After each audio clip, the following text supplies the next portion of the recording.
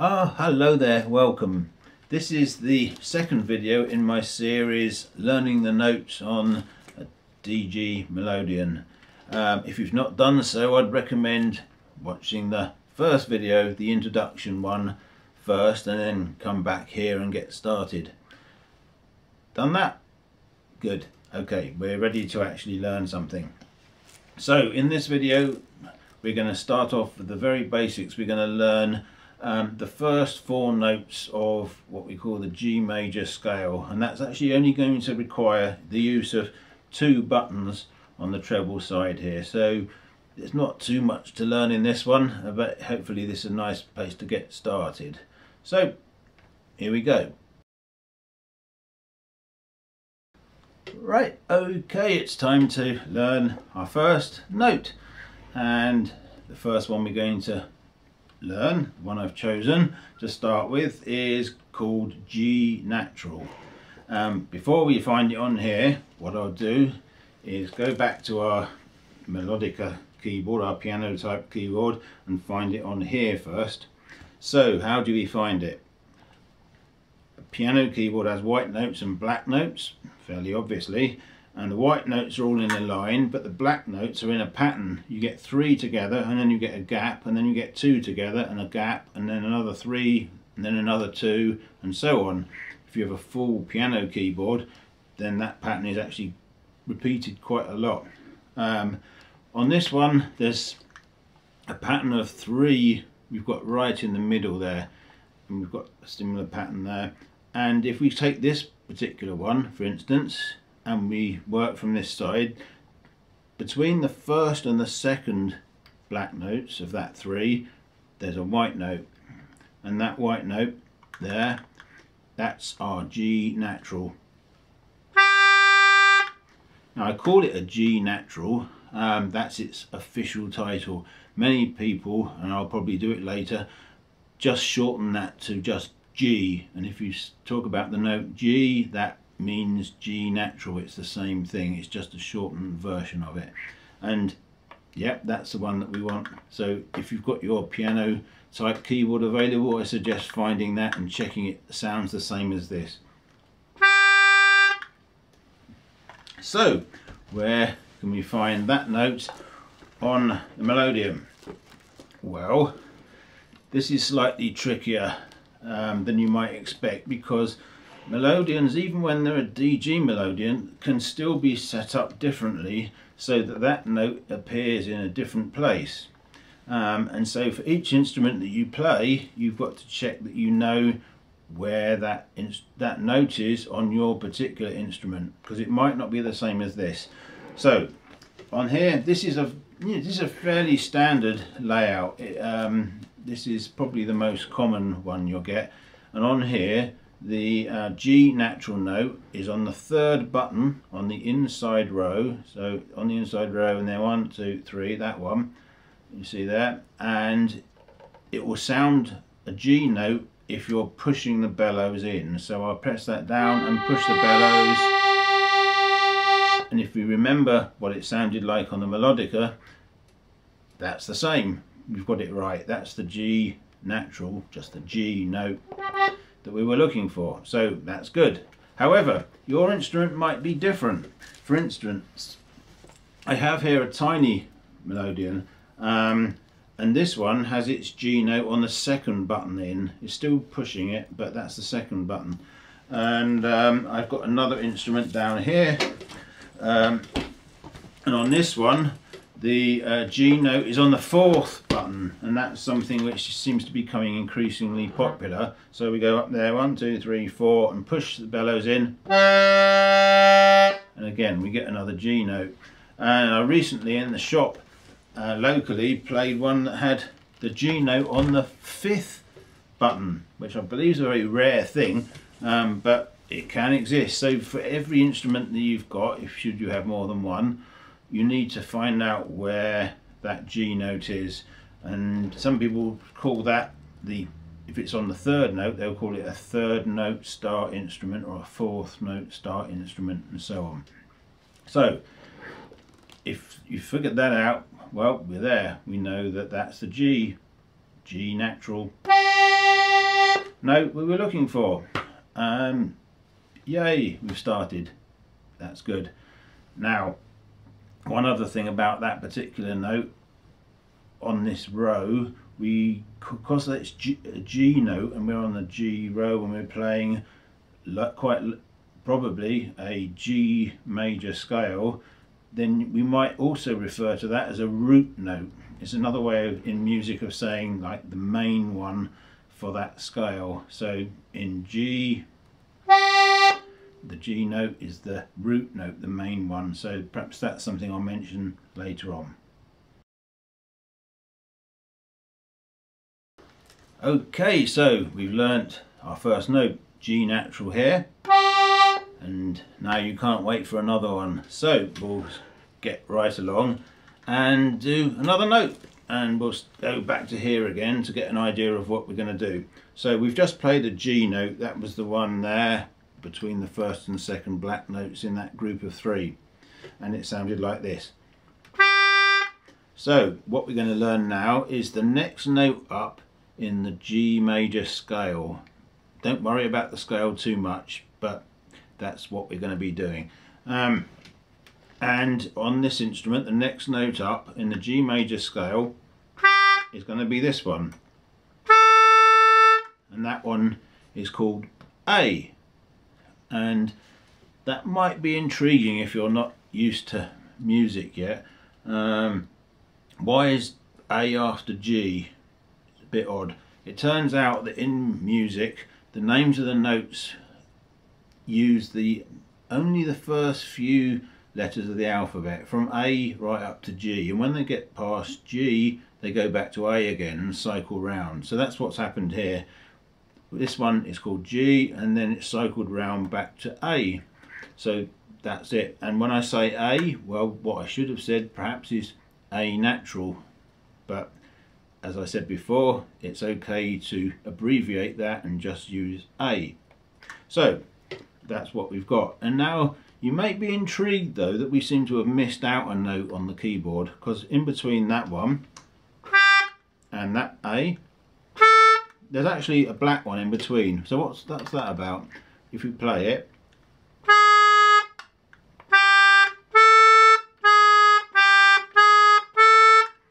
yeah, it's the note that's right in between the two. And well, we're not going to use that one, certainly not at the moment, because that's not a note which appears in the G major scale, and it's therefore not a note which is going to appear on the, well, at least on the main part of your keyboard on your Melodeon. So yeah, that's going to be a missing note for now, so we don't play that one. We're going to go G and then A. So where do we find that on the Melodeon? Well, first of all, what I suggest you do is go back and revise and find out where your G note was. We did before. So on this instrument it was on the third button and we pushed it. So to get the A, what we're going to do is play exactly the same button, but instead of pushing it, we're going to pull it. So G, then A, or formally G natural, A natural, G, A. So, yep, there's your next one. We've got two notes now, G and A.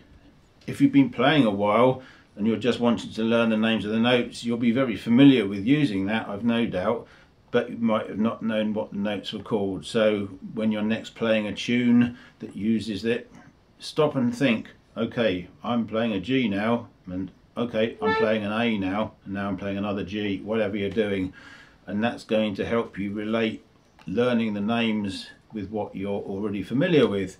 So I definitely recommend that you think about that and just get used to thinking about what you're really playing. So we've got two notes, G and A. Time for another one?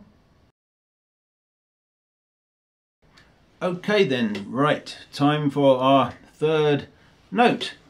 Again, we'll start with the piano type keyboard and just go through what we did before. So that was a G natural, an A natural, and so the next note in our G major scale that we want to find is going to be this one, another white one there, and that one sounds like this.